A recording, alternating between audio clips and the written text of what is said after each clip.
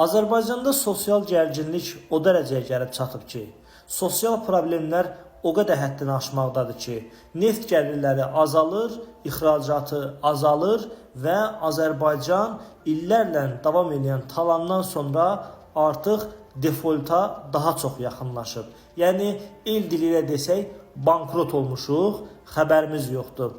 İlham Əliyevlər Azərbaycanı işğal edən bu zümrə hansısa xalqın xeyrinə addımlar atmaq əvəzinə ölkənin qapılarını açıb, real iqtisadi şərait yaratmaq, azad seçkilər keçirmək, ümumiyyətlə insanları repressiya etməkdən əl çəkmək əvəzinə o öz yolunu artıq çoxdan seçib, daha da repressiyaları şiddətləndirir, insanları daha çox cərmələyir, xalqın cibinə daha çox girir, insanları daha çox talamaq üçün müxtəlif hər gün yollar axtarmaqdadır. Bildiyiniz kimi, dünən səhər saatlarından etibarən Azərbaycanda bir çox tanınmış siyasətçilər, siyasi fəallar həbs edilməkdədirlər. Artıq Azərbaycandakı vəziyyət elə bir həddə gəlib çatıb ki, mən bu adamlara siyasətçi, siyasi fəal, hansısa bir strukturun təmsilçisi kimi yox, məhz dissident kimi baxıram. Bu dissidentlər həbs edilməkdədirlər. Bu adamların talihləri, eləcə də Azərbaycan həbsxanalarında olan 400-ə yaxın siyasi məhbusun talihi insanı narahat etməyə bilmir. Əziz Azərbaycanlılar, soruşursunuz, yazırsınız, nə baş verəcək, nələr olacaq? Bu çox sadədir. O qədər sadədir ki, riyazi hesablama kimi. 2 üstə gəl 2 bərabərdir 4. Azərbaycanı qarşıda çox ağır, çox məşəqqətli və çox dözülməz günlər gözləyir. Çünki hansı ölkədə ki, mətbuat tamamilə sıradan çıxarılıb, oradakı siyasi fəallar, siyasi strukturlar məhv edilib, ölkədəki danışan insanlar sürgünə və yaxud da həbsə göndərilib, bunun bir müddətdən sonra əziyyətini sadə, qorxan, susmağı seçən xalq çəkir. Çünki artıq bu adamların haqlarını, hüquqlarını müdafiə edən heç kəs qalmır.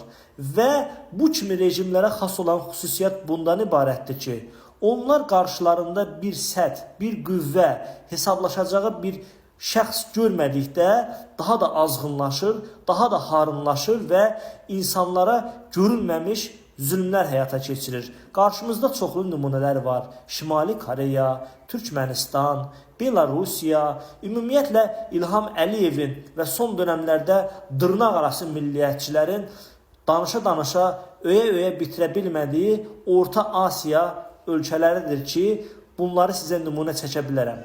Məhz bu səbəbdən də artıq qarşıda ölkədə heç bir sivil, demokratik çərçivədə mübarizə apara bilməyən xalq seçimi, insidentdə, qarşıdurmada, vətəndaş müharibəsində görür ki, bu da əlbəttə bizim xalqımızın maraqlarına heç vaxt cavab verməyib və bundan sonra da verməyəcək. Ancaq bizim susqunluğumuz, bizim dözməyimiz ölkəmizi, dövlətimizi nəhayətində bax bu ciddi təhdidlərlə qarşı-qarşıya gətirəcək.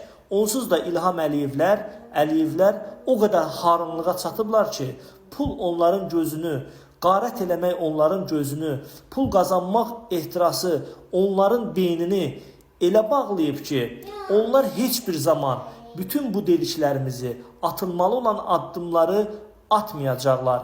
Siz daha çox cərmələnəcəksiniz. Siz daha çox həbsə atılacaqsınız. Sizdən daha çox oğurlayacaqlar. Sizin uşaqlarınızın gələcəyini oğurlayacaqlar.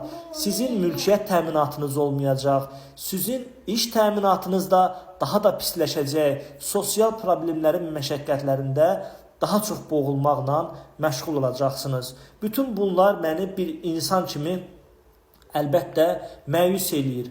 Təəssüflənirəm. Ancaq mənim əlimdən gələn təkcə danışmaqdır, sizi xəbərdar eləməkdir, göstərməkdir ki, əgər xalq olaraq lazımlı məqamlarda lazımlı addımları atıb Azərbaycan hakimiyyətini, bu rejimi, İlham Əliyevi geri addım atmağa məcbur etməsək, bizim taleyimiz xalq olaraq sual altındadır və indiki şəraitdə bunun üçün çox gözəl mühit də var. Özünüzə yaxşı baxın.